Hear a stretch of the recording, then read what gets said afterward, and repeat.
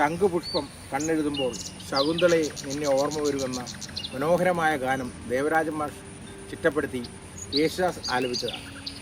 ആ ഗാനത്തിന് ആധാരമായ ആ ശംഖുപുഷ്പമാണ് ഈ കാണുന്ന നീല ശംഖുപുഷ്പം. നീല ശംഖുപുഷ്പമാണ് കേരളത്തിൽ നമ്മൾ പൊതുവേ കാണപ്പെടുന്ന ശംഖുപുഷ്പങ്ങൾ.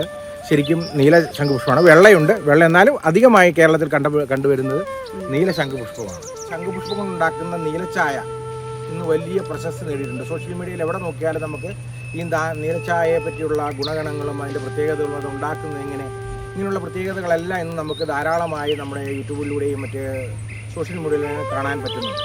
നീലച്ചായ കുടിച്ചു കഴിഞ്ഞാൽ ഓർമ്മശക്തി കൂടുമെന്നും ബുദ്ധിശക്തി കൂടുമെന്നും അതുപോലെ തന്നെ അൽഷിമേഴ്സ് പോലുള്ള രോഗങ്ങളെ പ്രതിരോധിക്കാനുള്ള പിന്നെ ഗുണഗണങ്ങൾ, അതിൻ്റെ ആയുർവേദ ഗുണഗണങ്ങൾ അതിൽ അടങ്ങിയിട്ടുണ്ടെന്നൊക്കെയാണ് പറയപ്പെടുന്നതെങ്കിലും ഇത് ശാസ്ത്രീയമായി തെളിയിച്ചിട്ടില്ലാത്തതുകൊണ്ട് നമുക്കിപ്പോൾ അതിൽ ഊന്നി നമ്മൾ സംസാരിക്കുന്നത് ശരിയല്ല. നമ്മൾ അതിൽ ഊന്നുന്നില്ല. നീലച്ചായ ഉണ്ടാക്കുമ്പോഴേ അതിനകത്ത് നമ്മൾ ഷുഗറൊക്കെ എക്സ്ട്രാ ആഡ് ചെയ്യണോ, അതോ നമ്മൾ വേറെ എന്തെങ്കിലും തേനോ അങ്ങനെയുള്ള എന്തെങ്കിലും ഐറ്റംസ് അതിനകത്ത് ആഡ് ചെയ്യുന്നുണ്ടോ അതിനൊരു മധുരം കിട്ടാൻ വേണ്ടിയിട്ട്? അത് നോർമലി കുടിക്കില്ല. നമ്മൾ ഉണ്ടാക്കിയിട്ടുണ്ടോ അനീഷ ചായ? ഇതാണ് നമ്മളുടെ നീലച്ചായ. അപ്പോൾ ഈ നീലച്ചായ എന്ന് പറയുമ്പോൾ സാധാരണ ഇത് നമ്മളൊരു 3-4 ഒരു ഗ്ലാസ്സിന് ഒരാൾക്ക് കുടിക്കാനും 3-4 പൂവ് അതിൻ്റെ അതിൻ്റെ ഞെട്ടുണ്ടല്ലോ, ഞെട്ട് നുള്ളിക്കളഞ്ഞിട്ട് വെള്ളത്തിലിട്ട് അല്പനേരം തിളപ്പിച്ചെടുക്കുന്നതാണ് ഈ ചായ. ഇന്ന് നീലച്ചായ. ഇതിനകത്ത് സാധാരണ പഞ്ചസാര ചേർക്കാറില്ല. പഞ്ചസാര ചേർക്കുന്നത് ഇപ്പം ഞാൻ വേണമെങ്കിൽ ഒരല്പം കുടിക്കാം. ഇതിൻ്റെ ഗുണഗണങ്ങളെല്ലാം പറയുന്നത് പോലെ തന്നെ അവൈലബിൾ ആണോ, അത് ശാസ്ത്രീയമായി തെളിയിക്കപ്പെട്ടിട്ടുണ്ടോ എന്ന് എനിക്കറിയില്ല. പക്ഷേ കുടിക്കുമ്പോൾ ഒരു കയ്പോ മറ്റു കാര്യങ്ങളോ ഒന്നുമില്ല. ഇതിൽ പാലോ പഞ്ചസാരയോ ഒന്നും ചേർക്കാതെ കഴിക്കണമെന്നാണ് ആയുർവേദ മതം. ഇതിനകത്ത് നാരങ്ങ വെള്ളം ഒഴിച്ചാൽ, നമ്മുടെ ചെറുനാരങ്ങ പിഴിഞ്ഞ് ഒഴിച്ചാൽ ഒരു പർപ്പിൾ കളറായിട്ട് മാറുന്നതായിട്ട് ശ്രദ്ധിച്ചിട്ടുണ്ട്. അത് പിന്നീട് വേണമെങ്കിൽ നമുക്കത് പരീക്ഷിച്ച് നോക്കാം. സാറേ, ഈ കളർ ശംഖുപുഷ്പം അല്ലാതെ വേറെ കളറിലുള്ള പല കളറിലുള്ള ശംഖുപുഷ്പങ്ങളൊക്കെ ഉണ്ടെങ്കിൽ ഓൺലൈൻ മീഡിയയിലൊക്കെ നമ്മൾ കാണാറുണ്ട്. അപ്പോൾ അങ്ങനെ വേറെ പല വെറൈറ്റീസ് ഉണ്ടോ? വെറൈറ്റി ഇല്ല. നമ്മൾ വ്യത്യസ്തമായ വെറൈറ്റി, എനിക്ക് 2 വെറൈറ്റിയാണ് ഉള്ളത്. ശരിക്കും വ്യത്യസ്തമായ കളറുകളുള്ള പൂക്കളുണ്ട്. ഇപ്പോൾ നീലയുണ്ട്, വെള്ളയുണ്ട്, പിങ്ക് കളറുണ്ട്, മഞ്ഞ കളറിലുണ്ട്. ഇതൊക്കെ നമ്മുടെ നാട്ടിൽ അങ്ങനെ ധാരാളമായി കാണപ്പെടുന്നില്ല. വെള്ളയും നീലയുമാണ് നമുക്ക് ശരിക്കും നാട്ടിൽ കാണപ്പെടുന്നത്.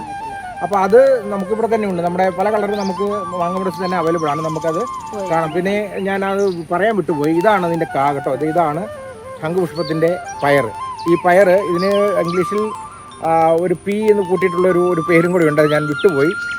ഇതിൻ്റെ വിത്തും ഇതിൻ്റെ സീഡും നമ്മൾ പല മരുന്നുകൾക്ക് വേണ്ടിയിട്ട് ആയുർവേദ മരുന്നുകൾ ഉപയോഗിക്കാനായിട്ട് ഉപയോഗിക്കുന്നത്. നമുക്ക് ആ അടുത്ത മറ്റ് കളറുകൾ കാണാം. വെള്ള കളറും മറ്റേ പിങ്ക് കളറും ഉണ്ടെങ്കിൽ നമുക്ക് കാണാം.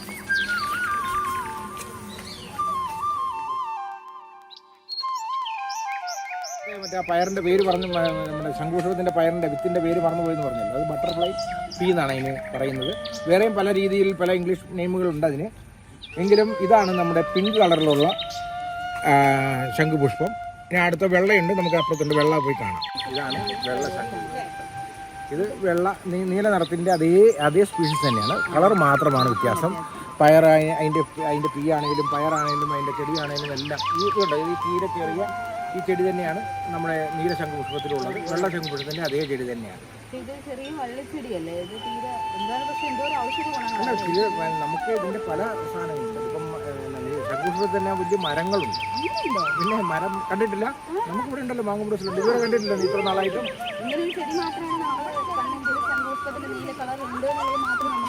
ഇവിടെ നമുക്ക് തുടക്കം മുതലേ വലിയ മരങ്ങളുണ്ട്. നമ്മുടെ ശംഖുപുഷ്പത്തിൻ്റെ മരം ഇതുവരെ കണ്ടിട്ടില്ല. നമുക്ക് അങ്ങോട്ടൊന്നും പോകാൻ കാണിക്കാം. ശംഖുപുഷ്പത്തിൻ്റെ മരമുള്ള ഒരു ശ്രീജിക്ക് അറിയില്ലെന്ന് പറഞ്ഞു. മാങ്ങുംപ്രസിൻ്റെ തുടക്കത്തിൽ തന്നെ നമ്മുടെ കയ്യിൽ ശംഖുപുഷ്പത്തിൻ്റെ മരം നമ്മൾ നട്ടിട്ടുണ്ടായിരുന്നു. അത് വലിയ മരമായിട്ടിന്ന് നമുക്ക് നമ്മുടെ പറമ്പിൽ തന്നെ, നമ്മുടെ പാർക്കിൽ തന്നെയുണ്ട്. നമുക്കതൊന്ന് പോയി കാണാം. ഇതാണ് വെള്ള ശംഖുപുഷ്പം. വെള്ള ശംഖുപുഷ്പവും നീല ശംഖുപുഷ്പവും എല്ലാം ഒരേ ചെടി തന്നെയാണ്. അതിൻ്റെ കളറിൽ മാത്രമാണ് വ്യത്യാസം. നമ്മൾ ചെമ്പരത്തിയിൽ പല കളറിൽ നമ്മൾ കാണുന്നത് പോലെ തന്നെ അങ്ങനൊരു വ്യത്യാസം മാത്രമാണുള്ളത്.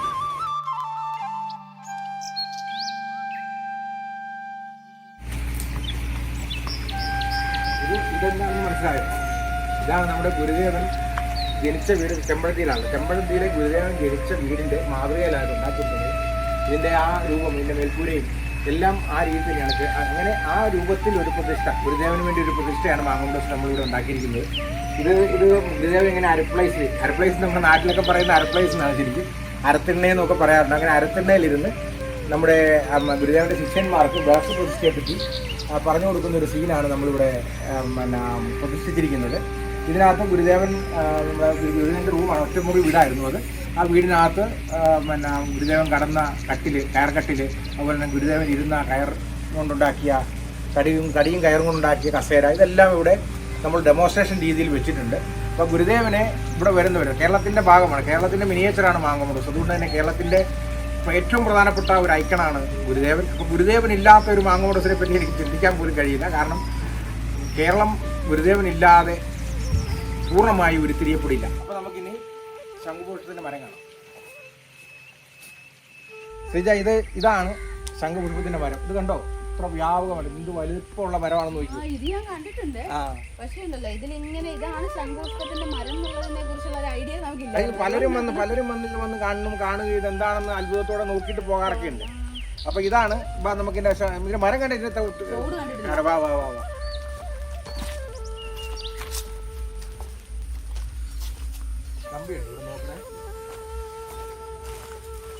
ശംഖുപുഷ്പത്തിന്റെ മരം ഇത് കണ്ടിട്ടില്ലേ ഇതിനു മുമ്പ്? ഇതാണ്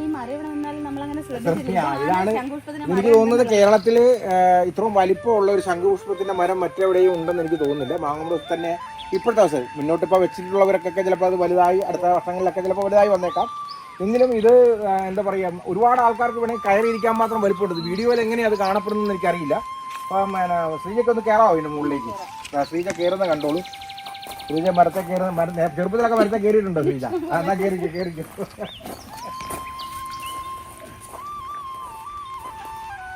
കണ്ടോ, അത് എത്ര പേർക്ക് വേണേലും ഇരിക്കാം, അത്ര വലിയ മരമാണ്. അപ്പോൾ ഇതാണ് ശംഖുപുഷ്പത്തിൻ്റെ മരം. ബട്ടർഫ്ലൈ മരം, ബട്ടർഫ്ലൈ പീ ട്രീ, നേരത്തെ ഞാൻ പറഞ്ഞില്ലായിരുന്നോ, ചെടിക്കും അതിൻ്റെ വിത്തിന് പറയുന്നത് ബട്ടർഫ്ലൈ പീ എന്നാണ്. ശരിക്കും പറഞ്ഞാൽ നമ്മുടെ നാട്ടിൽ അതിന് ചെറിയ ചെടിയാണെങ്കിലും ബട്ടർഫ്ലൈ ട്രീ ആണ്. ഇത് മരമായതുകൊണ്ട് ബട്ടർഫ്ലൈ പീ ട്രീ എന്ന് പറയപ്പെടുന്നു എന്ന് മാത്രം. അവിടെ വിദേശത്താണ്, ഇത് വിദേശത്ത് നിന്ന് വന്ന ഒരു സസ്യമാണെന്ന് തോന്നുന്നു. വിദേശത്താണ് ഇത്, മൊത്തത്തിൽ വിദേശത്താണ്. ശരിക്കും ഇന്തോനേഷ്യ, മലേഷ്യ ഭാഗങ്ങളിലാണ് നമ്മുടെ ശംഖുപുഷ്പം ജന്മം കൊണ്ടത്.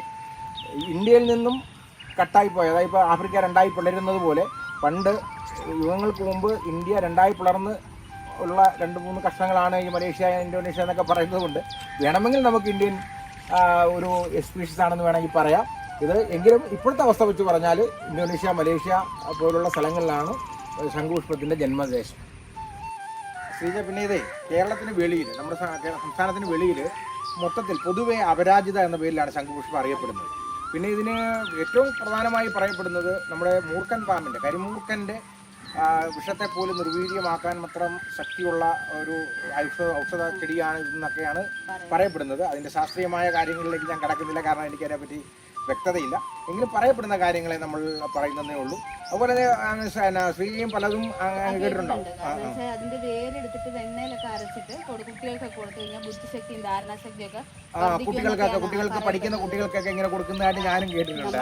ശാസ്ത്രീയമായിട്ട് അറിയില്ല, അതെ ഞാനും കേട്ടിട്ടുണ്ട്. പഠിക്കുന്ന കുട്ടികൾക്ക് പരീക്ഷ സമയത്തൊക്കെ ഇത് കൊടുക്കുന്നതായിട്ടൊക്കെ ഇങ്ങനെ ചെറുപ്പത്തിൽ എൻ്റെ അമ്മ പറഞ്ഞൊക്കെ ഞാൻ കേട്ടിട്ടുണ്ട്. ബ്രഹ്മി പോലെ തന്നെ ഇത് ഉപയോഗിക്കുന്നതായിട്ടൊക്കെ നേരത്തെ ഉണ്ടായിരുന്നു. ഇപ്പോൾ ഉണ്ടോ എന്നറിയില്ല, കാരണം ഇന്ന് കാലം മാറി ശംഖുപുഷ്പം കാണാൻ തന്നെ കിട്ടുന്നില്ല. ഇതിനെ പറ്റി നമ്മൾ പഠിക്കേണ്ടതുണ്ട്. കാരണം എന്ന് പറഞ്ഞാൽ ഇത് നമുക്കിപ്പോൾ കേരളത്തിലേക്ക് പുതുതായിട്ട് അതിഥിയായി വന്ന, നമുക്ക് അതിഥിയായിട്ട് 10 വർഷം കഴിഞ്ഞു, പക്ഷേ മറ്റു പല സ്ഥലങ്ങളിലും ഇപ്പോൾ പുതുതായിട്ട് വന്നിട്ടുള്ളത്. അതുകൊണ്ട് തന്നെ ഗവേഷണങ്ങളൊക്കെ ചിലപ്പോൾ നടന്നിട്ടുണ്ടാവില്ല. നീലശംഖുപുഷ്പത്തിന് പിന്നെയുള്ള ഒരു പ്രത്യേകത എന്ന് പറയുന്നത് ഉന്മാദം, ഉറക്കമില്ലായ്മ, തൊണ്ടവീക്കം, ശ്വാസകോശ രോഗം എന്നിവയ്ക്കൊക്കെ നമ്മുടെ ആയുർവേദ വിധിപ്രകാരം കഷായം ഉണ്ടാക്കി അത് കഴിക്കുന്നതായിട്ട് ഇപ്പോഴും അത് അവൈലബിൾ ആണ്. ഇപ്പോഴും അത് കൊടുക്കുന്നുണ്ട്. ഇങ്ങനെയുള്ള രോഗങ്ങൾക്കൊക്കെ ശമനത്തിന് വേണ്ടി അത് ഏത് അളവ് വരെയാണ്, ഏതൊക്കെ അതിനകത്ത് ഘടകങ്ങളെന്നൊക്കെ അന്വേഷിക്കേണ്ടതുണ്ട്. എന്തായാലും അങ്ങനെ ഒരു കഷായം ഇതിൻ്റെ പേര് പല ഭാഗങ്ങളുണ്ട്. കാരണം വേര്, ഇല, തണ്ട്, പൂവ് ഇതെല്ലാം ഉപയോഗിച്ചുകൊണ്ട് പലതരത്തിലുള്ള മരുന്നുകൾ ഇന്ന് ആയുർവേദത്തിൽ ഇതിന് അവൈലബിൾ ആണ്. അപ്പോൾ അതൊക്കെ ബലം ചെയ്യുന്നുണ്ടാവാം. അതുകൊണ്ടാണല്ലോ അതൊക്കെ ഇന്നും കാലങ്ങളായിട്ട് യുഗങ്ങളായിട്ട് ഇതൊക്കെ നിലനിൽക്കുന്നതിൻ്റെ കാരണം ആയുർവേദത്തിൽ സത്യമുണ്ടെന്നുള്ളത് തന്നെയാണ് എൻ്റെ വിശ്വാസം. കാരണം പല കാര്യങ്ങളിലും എനിക്കും അത് വിശ്വാസമാണ്. പല കാര്യങ്ങളും എനിക്ക് ഗുണം ചെയ്തിട്ടുണ്ട്. എൻ്റെ പല കാര്യങ്ങൾക്കും എനിക്കത് ആശ്വാസം നൽകിയിട്ടുണ്ട്. അല്ലല്ല, ഇംഗ്ലീഷ് മരുന്നാണ്, അത് ശാസ്ത്രീയമാണ്. അത് പക്ക ഇംഗ്ലീഷ് മരുന്ന് തന്നെ സംബന്ധിച്ചിടത്തോളം നമുക്ക് അത് 100% കൺഫേം ആക്കി തന്നിരിക്കുന്ന ഒരു മരുന്നാണ്. അത് ശാസ്ത്രീയമായി തെളിയിച്ച് അത് പ്രൂവ് ചെയ്തതാണ്. പലരിലും അത് പരീക്ഷിച്ച് അതൊരു 90% ഉറപ്പാക്കി, അതായത് അതിൻ്റെ ഗുണഫലം ഉറപ്പാക്കി, സൈഡ് എഫക്റ്റ് ഇല്ലെന്ന് ഉറപ്പാക്കിയതിന് ശേഷമാണ് ഇംഗ്ലീഷ് മരുന്നുകൾ. അതുകൊണ്ട് തന്നെ ഇംഗ്ലീഷ് മരുന്നാണ് ഏറ്റവും ഉത്തമം. പക്ഷേ ആ മരുന്നുകളെല്ലാം ഉണ്ടായത് ഈ നമ്മുടെ ആയുർവേദത്തിൽ നിന്നാണ്. അതിൻ്റെ കണ്ടന്റ് എത്രമാത്രം ഉണ്ട്, എത്രമാത്രം അതിനകത്ത് ഉൾപ്പെടുത്തിയിട്ടുണ്ടെന്നൊക്കെ ഉള്ളത് ഗവേഷണ വിഷയമായതുകൊണ്ട് നമ്മൾ അതിൻ്റെ വിഷയമല്ല. നമുക്ക് മരത്തെ വെക്കുക, അതിനെ സംരക്ഷിക്കുക എന്നുള്ളതാണ് മാങ്ങാകുടത്തിനെ സംബന്ധിച്ചിടത്തോളം നമ്മുടെ ഏറ്റവും പ്രധാനപ്പെട്ട ഉത്തരവാദിത്വവും. അത് തന്നെയാണ് നമ്മളിവിടെ ചെയ്തുകൊണ്ടിരിക്കുന്നത്. അതുകൊണ്ട് തന്നെ ഗവേഷണം മറ്റൊരു വിഭാഗത്തിനെയാണ് അവിടെ നടത്തട്ടെ. പറ്റിയാൽ നമുക്ക് കാലം അനുവദിച്ചാൽ നമുക്കും ഒരു ഗവേഷണ സ്ഥാപനം മാങ്ങാകുടത്തിൻ്റെ പേരിൽ ആയുർവേദ ചെടികളെ സംബന്ധിച്ചും മറ്റ് അതിൻ്റെ ഗുണഗണങ്ങളെ സംബന്ധിച്ചും ആ സമൂഹത്തിനും ഭൂമിക്ക് നൽകുന്ന നന്മകളെ സംബന്ധിച്ചുമൊക്കെ നമുക്കൊരു ഗവേഷണ സ്ഥാപനം തുടങ്ങണമെന്നൊക്കെ എൻ്റെ മനസ്സിലുണ്ട്. അത് ചിലപ്പം മുന്നോട്ട് നടന്നേക്കാം. പ്രകൃതി അനുവദിച്ചാൽ നമുക്കത് നടത്താം എന്നാണ് എനിക്ക്. പിന്നെ ഞാനൊരു കാര്യം വിട്ടുപോയി. അതിൻ്റെ ഏറ്റവും പ്രധാനപ്പെട്ട കാര്യം വിട്ടുപോയി. നമ്മളുടെ ഈ എല്ലാ വർഗ്ഗങ്ങളും, അതായത് ഈ പറയുന്ന ശംഖുപുഷ്പത്തിൻ്റെ എല്ലാ വിഭാഗങ്ങളെയും ഇംഗ്ലീഷിൽ ഒരൊറ്റ പേരിൽ അറിയപ്പെടുന്നു. ആ പേരെന്താണെന്നറിയാവോ? ഇത് നമ്മുടെ ശംഖുപുഷ്പങ്ങളെ പൊതുവെ ഇംഗ്ലീഷിൽ അറിയപ്പെടുന്നത് ക്ലിറ്റോറിയ എന്നാണ്. ക്ലിറ്റോറിയ എന്ന വാക്കുണ്ടാകുന്നത് സ്ത്രീകളുടെ ജനനേന്ദ്രിയത്തിൻ്റെ ഭാഗമായ ക്രിസരിയുടെ രൂപത്തിൽ ഈ പൂ ഉണ്ടാകുന്നത് കൊണ്ടാണ് ഇതിനെ ശരിക്കും ക്ലിറ്റോറിയ എന്ന പേര് ഇംഗ്ലീഷുകാർ കൊടുത്തിരിക്കുന്നത്. ആ പൂ ആ രൂപത്തിലായതുകൊണ്ടാണ്, ആ ഒരു ക്രിസരിയുടെ രൂപത്തിലായതുകൊണ്ടാണ് നമുക്കിതിനെ ക്ലിറ്റോറിയ എന്ന് പേരിട്ട്. മലയാളത്തിൽ അങ്ങനെ പേരില്ല. മലയാളത്തിൽ ഇതിൻ്റെ പൂവിൻ്റെ നിറവും അതുപോലെ തന്നെ മറ്റ് അതിൻ്റെ കായുടെ രീതിയൊക്കെ വെച്ചിട്ടാണ് ഇതിൻ്റെ പേരിട്ടിരിക്കുന്നത്. പക്ഷേ ഇംഗ്ലീഷുകാർ കൃത്യമായി ഒരു സസ്യത്തെ എൻ്റെ പേര് നൽകുമ്പോൾ അതിൻ്റെ പ്രത്യേകതകൾ, അത് ഏതെങ്കിലും രീതിയിൽ മനുഷ്യനുമായിട്ട് ബന്ധപ്പെട്ട് നിൽക്കുന്നതാണെങ്കിൽ അതിൻ്റെ പേരായിരിക്കും അത് ചൂസ് ചെയ്യുക. മിക്കവാറും പല ചെടികളിലും ഞാൻ അങ്ങനെ കണ്ടിട്ടുണ്ട്. അപ്പോൾ ഇത് ക്ലിറ്റോറിയയുടെ രൂപത്തിലുള്ളത് കൊണ്ട് തന്നെയാണ് ഇതിന് ക്ലിറ്റോറിയ എന്ന ഇംഗ്ലീഷിൽ പേര് വന്നിരിക്കുന്നത്. അതുപോലെ തന്നെ നമുക്കിതിൻ്റെ ശാസ്ത്രീയനാമവും ഈ ഒരു പേരിൽ നിന്നാണ്. അതായത് ക്രിസരിയുടെ പേരിൽ നിന്ന് ഉത്ഭവിച്ച ക്ലിറ്റോറിയ ടെർനാറ്റിയ എന്നാണ് ഇതിൻ്റെ ശാസ്ത്രീയനാമം. പൊതുവായിട്ട് ഇതിൻ്റെ ടെർനാറ്റിയ വെരിഗേറ്റഡ് ഒരെണ്ണം കൂടെ ഉണ്ട്. എങ്കിലും ടെർനാറ്റിയ അതായത് ക്ലിറ്റോറിയ ടെർനാറ്റിയ എന്നാണ് ഇതിൻ്റെ ശാസ്ത്രീയനാമം. ഇതിലുള്ള അറിവുകൾ അത്യാവശ്യം എല്ലാവർക്കും കിട്ടിയിട്ടുണ്ടെന്ന് ഞാൻ വിചാരിക്കുന്നു. ശംഖുപുഷ്പത്തെ എല്ലാവരും കേട്ടിട്ടുണ്ടാകാം. അതുപോലെ തന്നെ നീലച്ചായ ഉണ്ടാക്കുന്ന എങ്ങനെയാണെന്ന് ഞങ്ങൾ പ്രത്യേകം എടുത്ത് കാണിച്ചിട്ടില്ല. ചായ ഉണ്ടാക്കിക്കൊണ്ടിരുമായിരുന്നു. കാരണം ഇത് ഒരുപാട് വീഡിയോകളിൽ എല്ലാവരും കണ്ടിട്ടുള്ളതൊന്നും റിപ്പീറ്റ് ചെയ്യേണ്ട ആവശ്യമില്ലല്ലോ എന്ന് വിചാരിച്ചിട്ടാണ്. വേറൊന്നുമില്ല. 4 പൂവെടുത്ത് വെള്ളത്തിലിട്ട് തിളപ്പിക്കുക, അതാണ് നീലച്ചായ. അപ്പോൾ എല്ലാവർക്കും എൻ്റെ ശുഭ സായാഹ്നം നേർന്നുകൊണ്ട് ചുരുക്കട്ടെ.